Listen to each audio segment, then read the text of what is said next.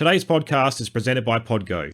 Podgo is the easiest way for you to monetize your podcast, providing podcasters with a flat rate for ad space so you always know how much you will get when you include an ad from Podgo. Apply today and become a member and immediately be connected with advertisers that fit your audience. That's podgo.co at podgo.co. And be sure to add Casting Through Ancient Greece in How Did You Hear About the Podgo section of the application. Have you been enjoying the series and want to show your support in some way? You can visit www.castingthroughancientgreece.com and click on the Support the Series button. Here you will find many ways you can help the series grow, from subscribing, getting involved in social media, and leaving reviews where you listen to your podcasts. Other options also include assisting with my Amazon wishlist for resources and supporting the series on Patreon and Buy Me a Coffee. The support I have been receiving so far has been fantastic. So a big thank you to everyone who has been helping me grow the series. Now onto the show, and I hope you enjoy today's episode.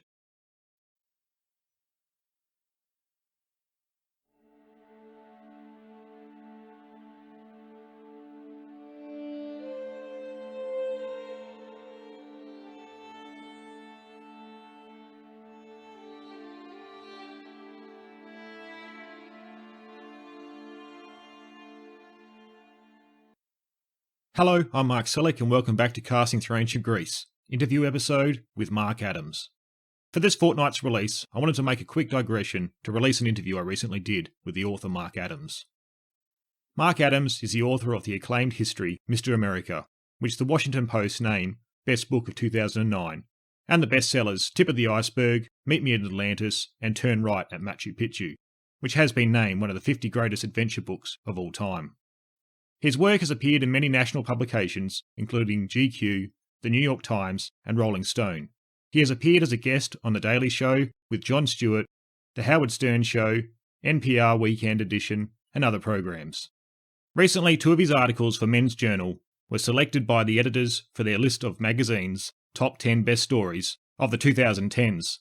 He is currently working on a new book about the Catholic monk Thomas Merton's historic 1968 pilgrimage to study Buddhism in the Himalayas. My interview with Mark was born out of the research I was doing on my latest Patreon bonus episode, where I looked into the Atlantis-Minoan connection, as well as other aspects. I had a copy of the book Meet Me at Atlantis on my shelf, which I purchased and read a few years ago. I decided to read it again cover to cover to help get the many theories that were out there into my head. After getting some way into the book, I started to think Mark seemed like he would be a very interesting person to talk to. So I contacted him, and to my pleasant surprise, Mark was more than happy to come on and talk about his time researching and writing Meet Me in Atlantis. I had a great time talking to Mark, and his enthusiasm around the themes of his book really came through. Even after the book had been published back in 2015, he still held great interest in the research and experience in writing it.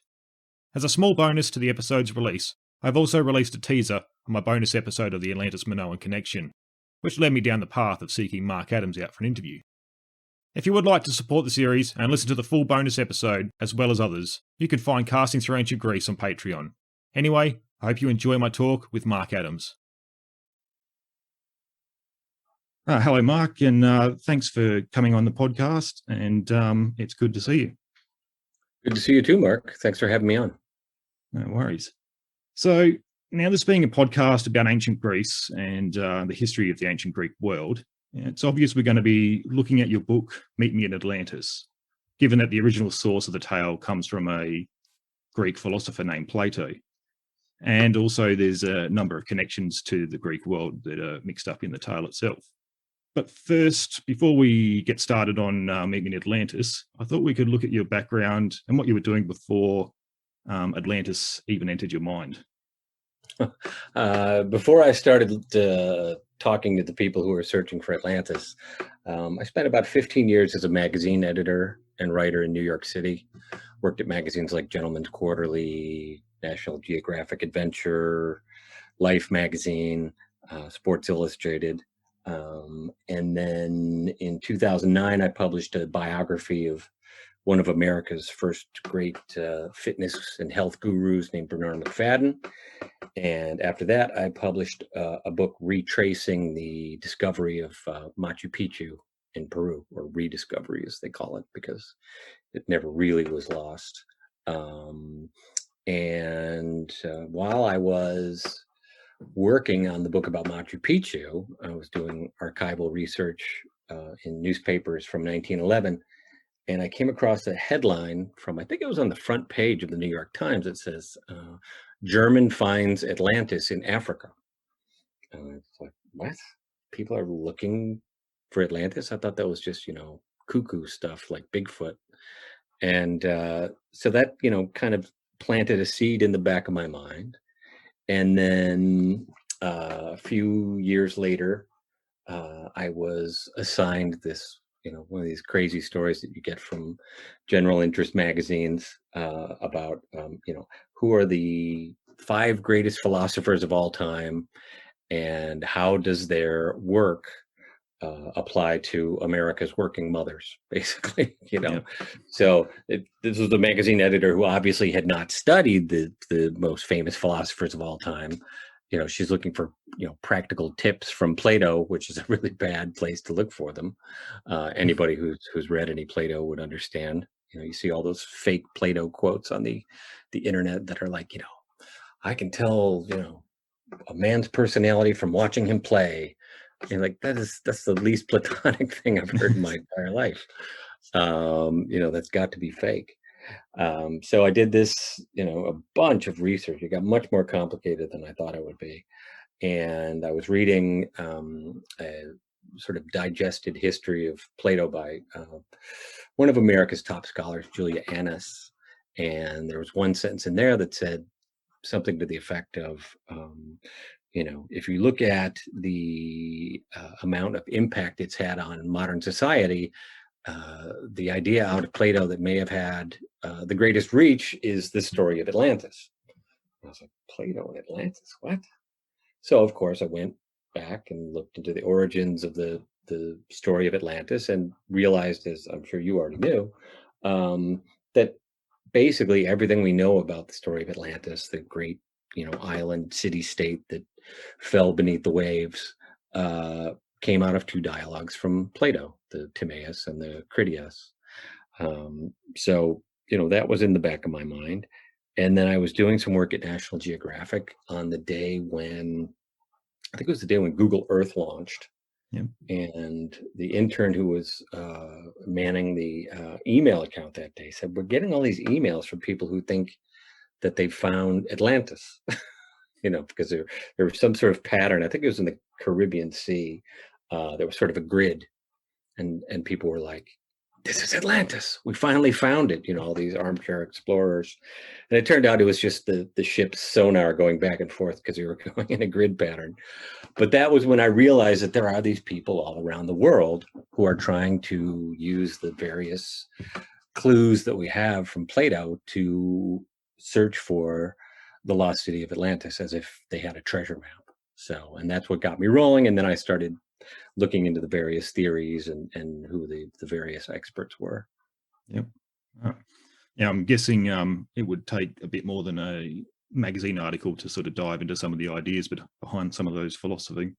So, oh my God. I mean, when I started talking to people, I thought, it would be like, okay, Aristotle had this one idea, but, I think the final 5, I surveyed about 8 or 10 professors, and it's like, Plato, Aristotle, Descartes, they all picked the same top 3. And then it was like, Hegel, maybe Heidegger, and it's like these philosophers have very, very little, kitchen advice for the mothers of America.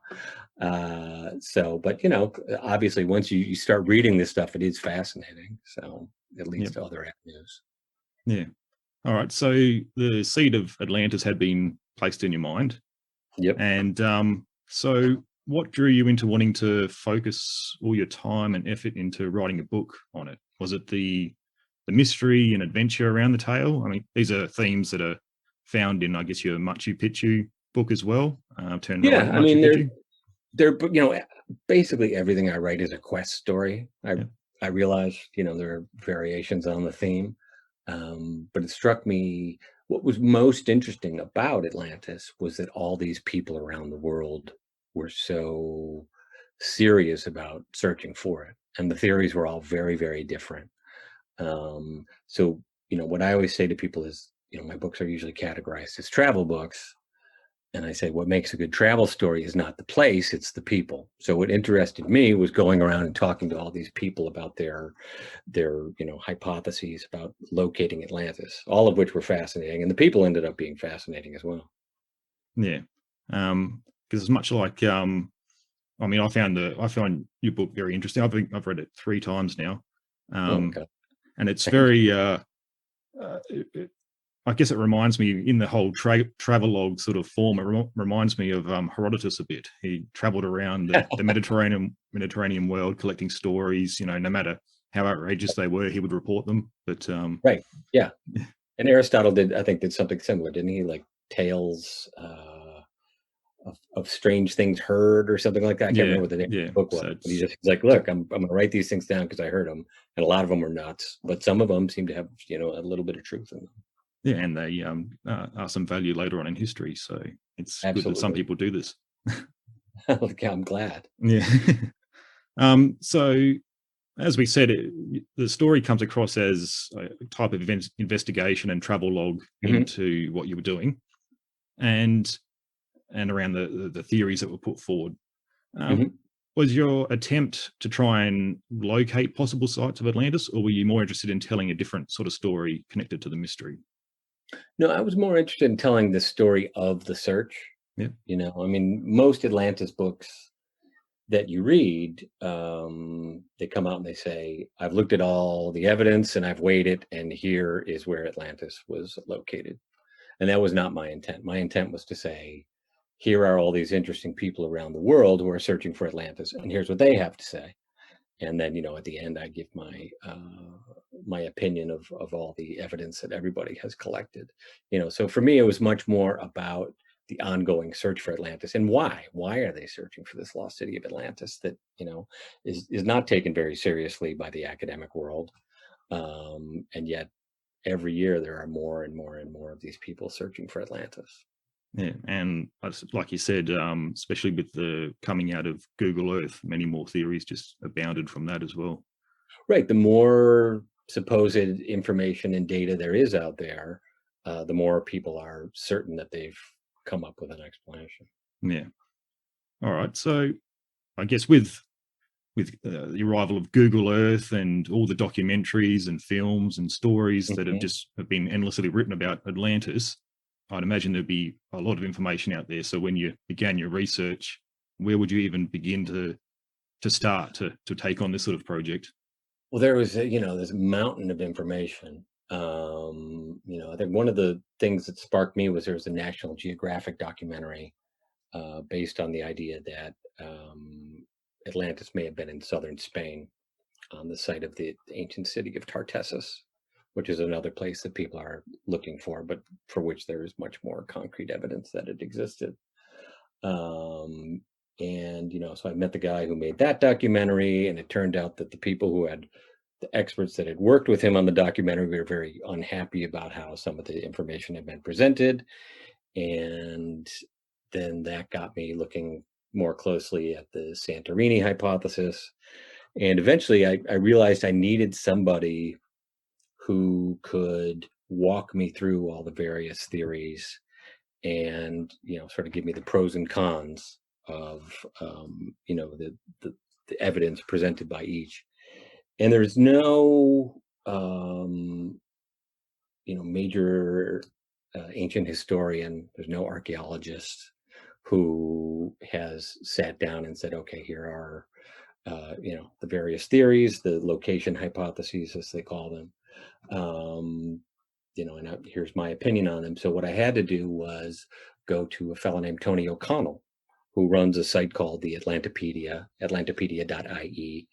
And, he's just one of these amateur enthusiasts, and he had collected, I think at this point, the Atlantopedia has thousands of entries in it, just every scrap of information about the search for Atlantis.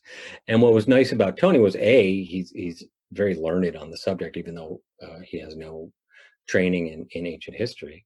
And B, he, doesn't tilt the evidence in any direction or other. He just says, well, here's what somebody says, here's what somebody says. You make your own conclusion. So I went to Ireland. I spent a week with Tony, and we sat down day after day and looked at the various people.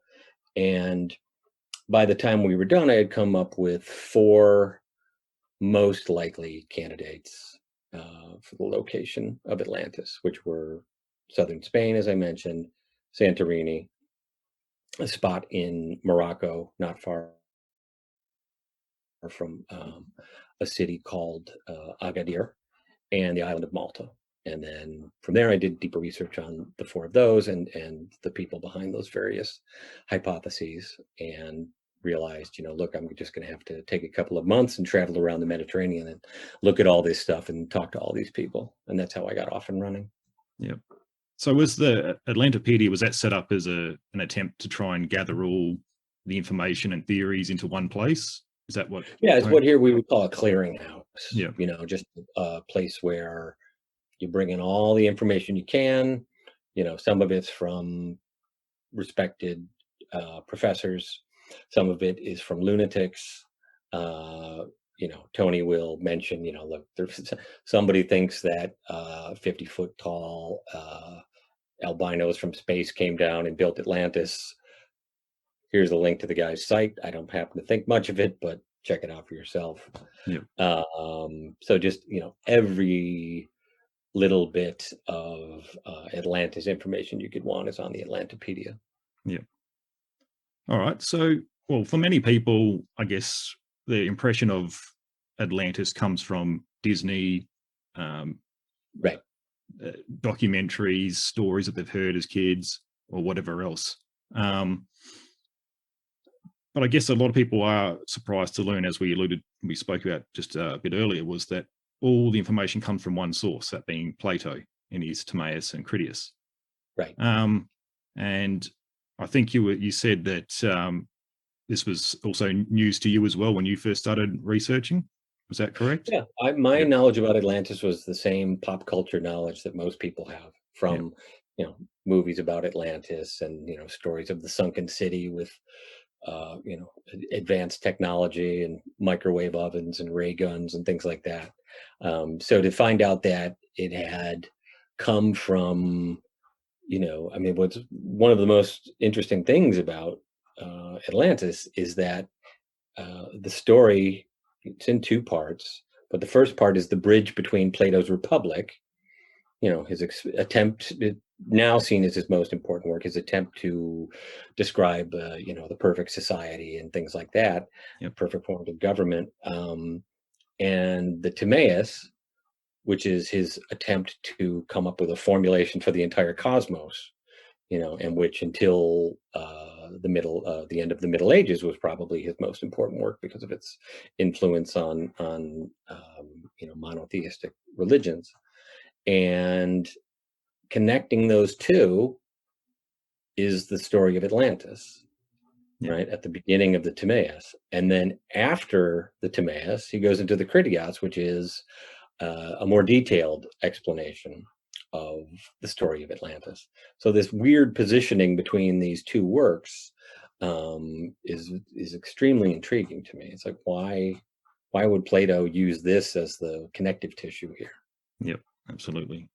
And I guess what we find in the actual account of Atlantis that Plato puts in those dialogues, were you surprised from, I guess, your initial impression of what Atlantis was compared to what you actually read in Plato? I was and I wasn't. Because what is so intriguing for me and for people who think that they can find Atlantis is that Plato gives so much detail. He gives historical detail, he gives the size of, the plain of Atlantis and its description of intersecting canals and, what the city, the main port of Atlantis looked like, and the 3 rings, and how it's located opposite the Pillars of Hercules and a land called Gadira. And, there's just detail after detail and numbers. And when you do read it, you think, there's so much here. This is almost like a treasure map if this information is true. but that's the trick question. It's like, how much of this information is really true? How much of it did Plato invent for, philosophical and political purposes? And how much of it is just stories that were passed down to him? Yeah, absolutely. Now, we sort of covered this a little bit, but obviously many places around the world have had theories put forward of where Atlantis is. And Oh, yeah. you've already said that you settled down on four main places, being Spain, Malta, Greece, and Morocco. Yep. I guess I'm assuming that it was because these provide the most compelling evidence to you. What sort of factors, or what sort of evidence was put forward that helped you decide on these places? I guess we're going to get into Santorini in a little bit, but perhaps you could tell us a bit about Spain, Malta, and Morocco. Well, Spain is, it's located in the Mediterranean. I mean, there's people who try to place Atlantis all around the world. It's in Fiji, it's in the Bahamas. Somebody put it in Alaska, somebody put it in the Bolivian Altiplano. But realistically, this story was written around 360 BCE. Yeah, right. So we're almost certainly talking about the Mediterranean region that was reachable by ship by the Greeks. So that narrowed down the area. It had to be near Pillars of Hercules. Obviously, the most famous Pillar of Hercules are those at the mouth of the Mediterranean, right near southern Spain, Rock of Gibraltar. Yeah. There was the information that there had been a maritime settlement there, Tartessus, and probably civilizations before that. And there was evidence of a cataclysm, or as Plato describes it, earthquakes and floods, right? Yep. Because there's the, I think it's called the Trans-Gibraltar Azores Fault or something like that. And, the geological evidence is that every 350 to 450 years, there's a major fault shift, and then there's an earthquake and a flood along the coast of southern Spain. And we have evidence of that from the great Lisbon earthquake of 1755, which, we have very reliable descriptions of and drawings and such. So there was a lot of solid information that made me think, southern Spain could be a good location. Yep.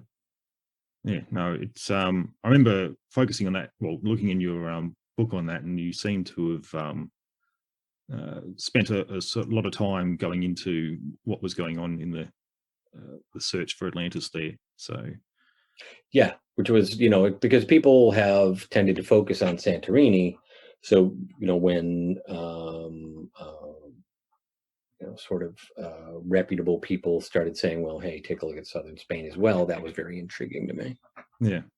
So I guess Malta would be I've read about Malta a bit, but to some people that aren't too familiar with Atlantis, it may come as a surprise of why Malta would be put forward. Well, if you think about it, Malta is a very, very old civilization. I think some of the oldest temples known in the West are located on Malta. They predate the pyramids of Egypt. There is evidence of earthquakes and floods on Malta. Yeah. And one of the things that is really intriguing about Malta is they have the cart ruts, which are these ancient lines that crisscross in the middle of I think it's a limestone field, Yeah. which would coincide with at least the image of Plato's description of that gigantic plain with the crisscross pattern on it. Yeah. So, and Malta is located near the Straits of Messina, between the tip of Italy and or between, I think it's tip of Italy and Sicily, I think. And that is a good candidate for the Pillars of Hercules. Yep. And I guess an outlier would be Morocco. Yeah, Morocco is the hypothesis that people have really latched onto from the book, which was a bit of a surprise to me, because I the thing about Morocco is there was a German researcher, Michael Hubner, who was sort of a computer programmer. And what he did was he took, I think it was 51 traits of Atlantis that Plato had mentioned, Yep. and did an algorithm that said, okay, if Plato's numbers are to be taken at face value, which is a very big question, which place on the earth best fits all of these criteria. And what he came up with was a spot in the Souss-Massa plain of Morocco, which if his criteria are to be taken as legitimate, it definitely matches perfectly. But I think people got a little focused on the idea of data analysis here and forgot to think about the fact that Michael Huebner himself is the one who established these criteria. So be able to fulfill them all is a bit of a self-fulfilling prophecy. Yeah. And obviously, I mean, Plato himself was obsessed with numbers and the relationship with numbers as well. So, and that part of the book, people have completely ignored that part of the book. I get a call from a documentary maker, maybe it used to be every month, but now it's like every 6 months or so. They all want to talk about Michael Huebner. And they, what happens is every time they're like, can we set up a phone call to talk about your book? And I'm like, why don't you just read the first 3 chapters and then you'll know whether the book is of any use to you or not? They're like, well, we'd rather just set up a phone call to talk about the book. Most of them are looking for someone to take them to Morocco to show them the sites that Michael Huebner showed me. Yep. Because it's more impressive, I think, in print than it is in person. Okay, yeah, I saw some of the photos in the book, and I guess the natural bowl shape, you'd have to maybe use your imagination a bit to really get the sense of it. Yeah, I mean the circles are one of the big problems of the Atlantis story, because we don't know if Plato, being fascinated by geometry, is using the circle as a symbol. Yeah. Is he using something like the harbors that the Carthaginians built, at Carthage and Syracuse, where Plato spent some time, and he certainly was very close to Carthage. Was he using those as a model? Or in the case of something like Santorini, is that giant bullseye the inspiration for the circles of Atlantis, those concentric circles? Yep. All right. Well, speaking of Santorini, now I've just finished writing a bonus episode on the Atlantis Minoan connection, and so for a lot of people, Minoans are considered to have exerted influence from Crete, and which most probably included Santorini and probably some other areas around the Aegean.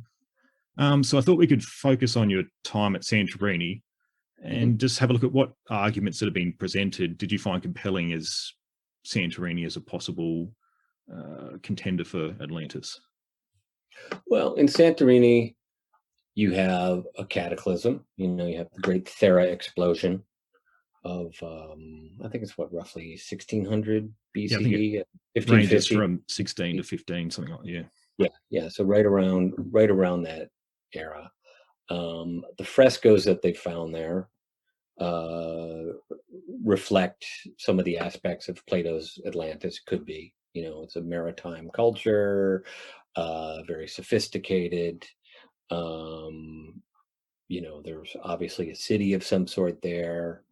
I mean, the thing about Santorini is, there's all this evidence, archaeological evidence, and because of that, it's been taken seriously by archaeologists, ancient historians, starting basically with Spirit and Marinatos in the 1960s, who was the first to really start digging it at Akrotiri. And he threw out the hypothesis that, because the Minoans were a sophisticated society that was destroyed by a cataclysm, he said, the cataclysm is the big point in Plato's book, that we've got a pretty good idea that this story of the destruction of Santorini, which for those who don't know about it, was a major volcanic eruption that wiped out the city and left this sort of donut-shaped caldera. And if that was the inspiration for Plato's rings, then that's one of the big pieces of matching evidence as well. And in the late 60s, starting with Marinatos, and then Jacques Cousteau came in, did a big National Geographic special. There was a guy in the U.S. named James Mavor, and he got all sorts of attention. He was in Time magazine and was written up in the newspapers as having found Atlantis. And this, I think, has had a lingering effect that people have taken the Santorini hypothesis seriously, where they haven't taken others seriously. Because there is this ancient evidence that we can latch onto. Now, my thought on that is that it reminds me a little bit of the joke about the drunk looking for his car keys under the streetlight, and the cop comes up and says, "Well, why are you looking under the streetlight?" And he says, "Because that's where the light is." Right. So, in the case of Santorini, people have latched onto this idea just because it's the only evidence of anything that we have. And if you look at it closely, maybe it doesn't match that well. Yeah, that's I guess, the big area, especially the academic world, they want tangible evidence to be able to connect to the stories. It's hard to just interpret. You find the same They're thing with much myth, less comfortable looking at, tales from old myths and things like that, and that sort of thing really wasn't taken seriously at all until Heinrich Schliemann started looking for Troy based on what he found in the Iliad. And it turned out, hey, wait a minute, he was able to find, he did a horrible hodgepodge job of excavating, but he does seem to have found the original site of Troy based on, facts from a very old story from Homer. And if we can do the same thing with Plato's Atlantis tale, maybe we could find a location for it. A lot of the stuff about Atlantis that has been passed down through pop culture can be traced to a guy in the U.S. named Ignatius Donnelly, who was sort of a kooky figure from the 1880s, a former United States congressman from Minnesota, who thought that he could use details from Plato's Atlantis story to show that the Gulf Stream and the Atlantic Ocean, the Northern Atlantic, which had recently been sort of deciphered. People, sailors had known about it for centuries, millennia, but they went in sort of a circular pattern around the Azores Islands, and Donnelly was trying to prove that the Azores were the remnants of Atlantis, and that Atlantis had sunk beneath the waves. Plato doesn't say it sank beneath the waves. That's what everybody thinks happened to Atlantis. It just sort of fell like an elevator going down or something. That's all straight out of Ignatius Donnelly. But his book on Atlantis, the Antediluvian World, is just sort of a crazy mix of conspiracy theories and made up stuff. But it had a huge impact, and that has been passed down. Yeah, again, it's going back to the original source to, I guess, start fresh, isn't it? Right. But all right. So one thing I enjoyed in your book was the fact every time you went to a new location and met with people, it was kind of like the chapter was building up to, this seems to fit, that seems to fit, and it's sort of building and building and building, and then doubt starts to set in. And by the end of the chapter, and your thoughts of why things aren't fitting in. So, I guess with Santorini, what doubts were raised with this being a possible site? Well, first of all, there are no concentric rings. There's a big caldera, right? There is now a little island at the center of the caldera, but that didn't show up until around 1700 CE. And there are no pillars of Hercules. People have bent over backwards to try to find, explanations for, why this Greek island and this Greek island could have been the pillars of Hercules, and stuff like that. There's also, in the Atlantis story, the two things that people tend to cast to the side are it's not just the story of Atlantis; it's the story of Atlantis and Athens, right? And it's to talk about a sea invasion of the noble Athenians fighting the Atlanteans who have been corrupted over time, and it seems pretty clear that they're not just going to Santorini from Athens, which would have been a rather short trip. The other thing, of course, is those numbers that keep coming up. And you have to take them somewhat literally to shoehorn Santorini into the space it would need to be to be the source of the Atlantis story. Yeah, and especially the 9,000 year timeline, sort of. Right, everybody gets hooked up on the 9,000 year timeline, especially people who try to show that Atlantis was in Antarctica, because that there seems to be major thaw around that time, the end of the Ice Age, which would have led to rising seas and stuff like that. But the end of an Ice Age is not going to cause an earthquake. The other thing about Santorini is that Plato knew about volcanoes. He wrote about volcanoes. He doesn't say anything about a volcano in the Timaeus or the Critias. He talks about earthquakes and floods. And Santorini, the story of Santorini has been captured in many ancient cultures because it was such an extraordinary thing. The Egyptians remembered it, the Hittites remembered it. So if Plato had wanted to write about a volcano, Plato would have written about a volcano.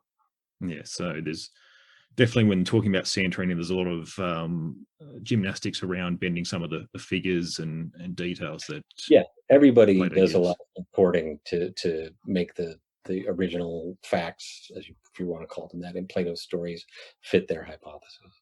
Yeah, because I from what I've read and I wrote about a bit, was often the timelines bent so that it can line up with the Bronze Age, obviously with Thera, but then also you had the onset of the collapse of the Bronze Age was ramping up during that period as well, which absolutely. You've got there's no doubt that there were a series of cataclysms in the Mediterranean around 1200 BC. I think it was 1177 BC. And there's all sorts of evidence for that, and stories that were passed down relaying versions of that story. And then, of course, in Egypt, we have the hieroglyphics telling the story of the Sea Peoples and this major invasion from somewhere into Egypt of people in boats. So what people have done is said, well, if you go back 9,000 years using a lunar calendar from Plato's time, that sort of fits in with the Sea Peoples, general Mediterranean cataclysm of around 1200 BCE. But that takes a certain amount of gymnastics. Yeah, and I mean, I find that the same thing too with when I'm writing about Herodotus, when we're looking at Xerxes' invasion during the Greek and Persian wars. Similar sort of theories are put forward when he tries to give numbers on the size of Xerxes' army of over 2 million strong, and they try to say he's misinterpreted the decimal point basically, or the names given to the commanders, so it should be divide that by 10 and you're a lot closer to where we should be. Right. People say Plato didn't mean 9,000, Plato meant 900, but Plato took his numbers very seriously. That's the big issue with trying to interpret the numbers in Plato. People use them like they're GPS coordinates or something. But Plato was a Pythagorean, and the Pythagoreans had a very different view of numbers than we have today. And a lot of what Plato would have imbued into those numbers, because he probably delivered these as lectures or dialogues, at his school in Athens, has been lost to us, because there was a sign over the academy in Athens that said, none but geometers enter here, or something like that. So they were obviously dealing with numbers in ways that we've lost our understanding of what it was.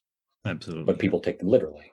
Yeah, Yeah. absolutely. I think we've lost the ability to interpret numbers and geometry, and even arguments and ideas to how the ancients did as well. It's Right. it seems to be a bit of a lost art. I'm not even going to pretend to understand a lot of Plato's numbers, but it definitely seems obvious that there's something very different than how we understand numbers today. Right. But you can't just ignore them because they don't fit your theory. But that's what most people do. They say, well, obviously, this number's fake, but this number's real. So Yeah. as long as so long as it conforms to their own hypothesis, they consider it to be legitimate. Yeah. All right. Well, I think that gives a good sense of, I guess, all the places you traveled to, and well, regarding the theories and whatever else. But I definitely recommend people check out your book because it's got a lot more information in there, and it's actually very entertaining to read. So, Thank you. but Yeah, that's what I like about the book, is that it takes a lot of really difficult stuff and kind of boils it down for the general reader. I mean, there was a snarky review in some British journal where a philosophy professor, I think it was, says, Adams does a creditable job of explaining Plato's number theory. And I'm like, wait a minute.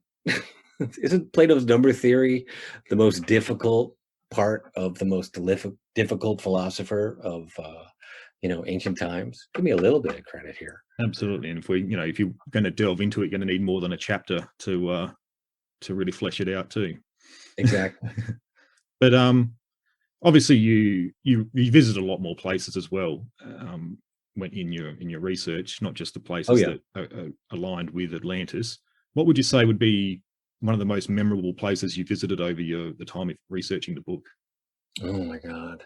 I mean, they're all, certainly the four main sites were all fascinating in their own way. In southern Spain, because you're near the Guadalquivir River, it's quite obvious that something was there, and it's probably buried under the mud because there's this huge inrush of mud every year and it becomes a marsh. And then it recedes, and they found pottery from various civilizations dating back from the Romans through the Greeks to the Carthaginians and Phoenicians. So that was fascinating. To stand at Gibraltar was fascinating, and to look across the water there and think about, what must this have represented in 400, 500 BCE. Morocco was fascinating because it was just so strange, and you really had to use your imagination to try to see what Michael Huebner was seeing. Malta was great. I had no idea about the ancient temples at Malta, which are just amazing. And Santorini, even though it's become sort of a tourist destination haven for the jet set, is just absolutely gorgeous. And that caldera, to stare down there and think about the size of the eruption that must have happened, is just it'll shake you to your bones. So they were all interesting in their own way. And of course, Athens, to go to the park where Plato once taught, and think, the academy was once here, and there's almost nothing left. There are a few stones. But that really, almost puts you in the sandals of those who were there. Yeah. And I guess if you're not locating Atlantis, you're encountering a lot of other mysteries out there as well that you may not have known about before as well. Absolutely. All sorts of ancient tales and Egyptian history. And, I got to go visit the guys at what's called the Woods Hole Oceanographic Institute, who are the people who found the Titanic at the bottom of the sea. And one of the nice things about this book was, most serious ancient historians, archaeologists, just refuse to deal with Atlantis. It's like career kryptonite. You're considered a kook if you take Atlantis seriously. But there were just enough people like those at Woods Hole who said, well, let's think about this for a second. We do have some evidence. If we could do a sonar check around Santorini or something like that, we could find Atlantis. We could find something that looks a little bit like Atlantis. We could find nothing, but there's definitely a lot of stuff out there still to be discovered. Yeah, absolutely. And another thing that comes through in your book is all the different people that you met with. Um, Yeah. there's lots of very colorful descriptions and I guess your interactions with them. Is there anyone that really sticks out that you still think of today? Oh, I mean, all of them really. I mean, Tony O'Connell is a fascinating guy, delightful company. Anton Mifsud in Malta, he's a pediatrician and a huge Maltese patriot, and he's trying to prove that Atlantis was really located in Malta. Elizabeth Wayland Barber, who's a archaeologist and linguist out in California who studies ancient myths. I mean, speaking to her for an hour on the phone, you could write a book, just listening to her talk. Yeah. And she did write a fascinating book called, I think, When They Separated Earth from Sky, about the interpretation of ancient myths. It could have been, Stavros Papameranopoulos at the University of Patras in Greece, because he is the one, academic. He's actually a geophysicist who uses, things like ground penetrating radar to look for, things from that we have ancient sources on, like Herodotus and Thucydides. He's the one who found that Persian canal that was cut across Mount Athos so that two ships could pass each other, and showed that, yeah, this was real. He went searching for the tomb of Alexander the Great in Egypt, and came back and said, it's not real. If it was there, we would have found it. But he's the one who organized the three great Atlantis conferences in 2005, 2008, 2011.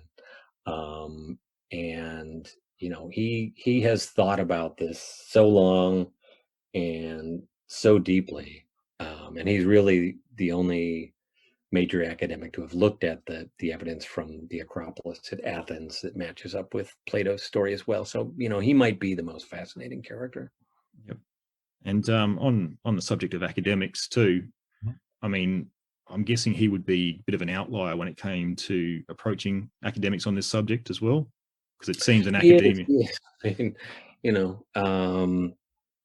there's the fellow who runs Akrotiri now. I think he still runs Akrotiri, named Christos Dumas.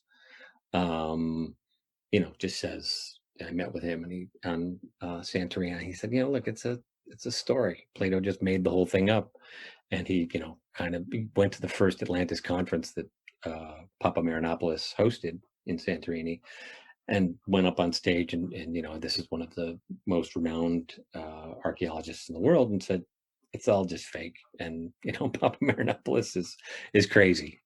And I met one of Papameranopoulos's colleagues in Athens, who's overseeing the dig at the ancient city of Heliki.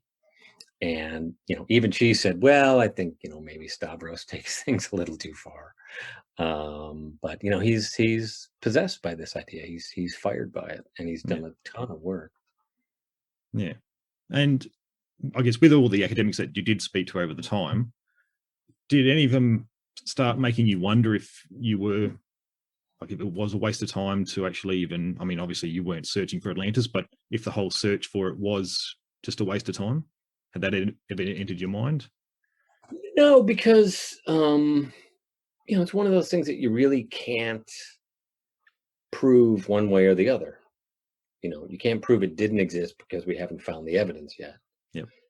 I mean, if we found an inscription in Egypt, in one of the old temples, almost certainly not going to happen at this point. But as people listening to this may know, Plato says his ancestor Solon brought this story back from a priest in Egypt who told the story of Atlantis. It wasn't even called Atlantis, right? That supposedly was a name that Solon, I think, tagged on the story along the way. So we don't even know the original name as far as Plato's concerned. So if we could find an inscription in Egypt that describes the city as Plato describes it, then we would know, okay, well, that part of the story is actually true. We didn't just make that up.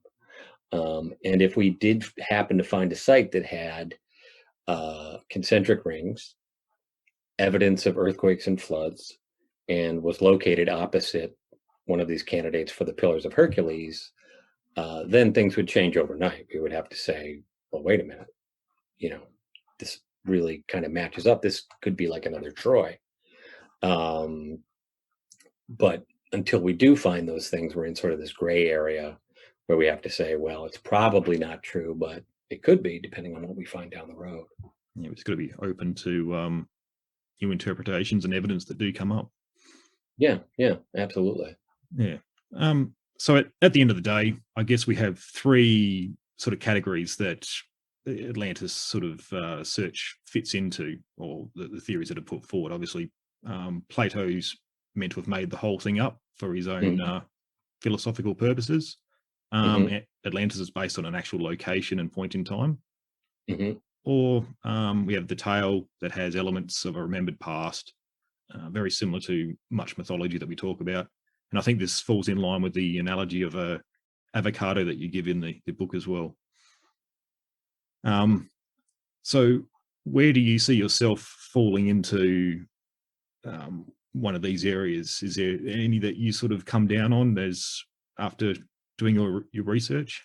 Yeah, I think, Plato took stories that had been passed down to him about, the collapse of Athens around 1200 BCE and the loss of written language, which coincides with the discovery of Linear B, and the evidence we have from the Acropolis. And he probably picked up some tales when he was in Syracuse from Carthaginian sailors who had been out beyond the Pillars of Hercules near the Straits of Gibraltar. And there was that circular harbor there in Syracuse. There was the circular harbor in Carthage.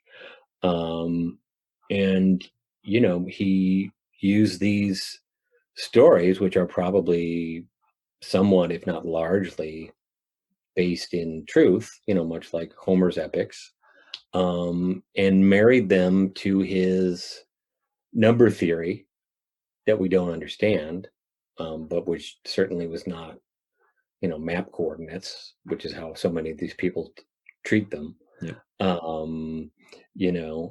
To engage in the practice of philosophy at the academy. So we can't know his original purpose, but it certainly seems tied to the themes of the Republic, which are echoed in the Timaeus, and the Timaeus itself, in ways that we really can't fully understand, and may not unless we find more evidence of what Plato was up to. Yeah, absolutely. Now Meet Me in Atlantis was, I think, published in 2015. Does that sound about right? 2015. So it's a bit of time ago, and I guess we'll move on from your book Meet Me in Atlantis and move on to what have you been doing since. In the meantime, is there any other projects that you've got underway or you've been working on? Yeah, I published a book in 2018 called Tip of the Iceberg, which retraced a rather extraordinary expedition of American natural scientists up to Alaska. There was a railroad baron named Edward Harriman, who, on a whim, people had started going up to what's called the Inside Passage of Alaska, that little sort of tail that hangs down, to see the extraordinary sights up there. And Harriman decided, well, since I'm filthy rich, what I would like to do is collect all of America's great scientists and outdoors experts and take them for a trip around Alaska and just see what we can find up there. And, my family will have a good time. So he collected people like John Muir, George Bird Grinnell, and other, major figures of American natural history, took them up to Alaska. Some of it was just a boondoggle where they would have a nice meal, and some of it was like serious exploration. So what was interesting about the trip was, when they came back, they presented everything they found to Teddy Roosevelt, who was just about to become president when America's president, William McKinley, was shot in 1901. And Roosevelt was a great outdoorsman. And what they said was, look, the salmon are being fished out. The gold mines are destroying the environment here. All the timber's being cut down. We need to set this aside. So Teddy Roosevelt just said, okay, well, I'm the president now. and all this is national territory. This could be set aside to be preserved for future generations. And that's why so much of Alaska has not just been, completely pulverized and turned into a mining center. And of course, that has implications for today, because once again, Alaska's glaciers are melting, and Alaska is pulling so much oil out of the ground that's being burned, that's melting the glaciers.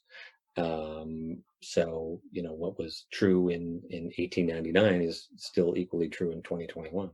Yeah. And have you got anything that you're currently working on that's in the works that's due to come out? I'm supposed to be, as a year ago in March of 2020, I was supposed to go to the Himalayas to retrace a pilgrimage that the Catholic monk Thomas Merton, who was a very famous figure in America, took to meet the great figures of Tibetan Buddhism. He did that in 1968 against the backdrop of a really contentious election, and society seemed like it was falling apart, a little bit like it is today. And had this incredible epiphany that sort of married his Catholic beliefs and Buddhist beliefs. And then before he could get back to the US to explain it, he died in a freak accident. He was electrocuted in Bangkok. So my idea was to go back, revisit the places he had gone to, meet, I can't meet the same people, except with the case of the Dalai Lama, who he met in 1968. You can still talk to the Dalai Lama, obviously. And then just, try to get into his mindset and figure out what it was that he had figured out in 1968. Needless to say, I'm reading the news out of Australia today about new lockdowns and such. Yeah. Because of the COVID virus, that trip is not going to happen anytime soon. So I'm sort of stuck here in second gear, spinning my wheels. But definitely something that you're going to try and move on with once things open up. Absolutely. We look forward to seeing that come out then. All right, Mark. Well, thanks for coming on to talk about your book, Meet Me in Atlantis. Definitely recommend it to everyone to check it out. It's an excellent read. I mean, I've read it 3 times now, and I don't think I don't know if I've met anyone who's read it 3 times other than me. That's quite the compliment. But big thank you for coming on the show and giving us a bit of a taste of Meet Me in Atlantis. So thank you, Mark. My great pleasure, Mark.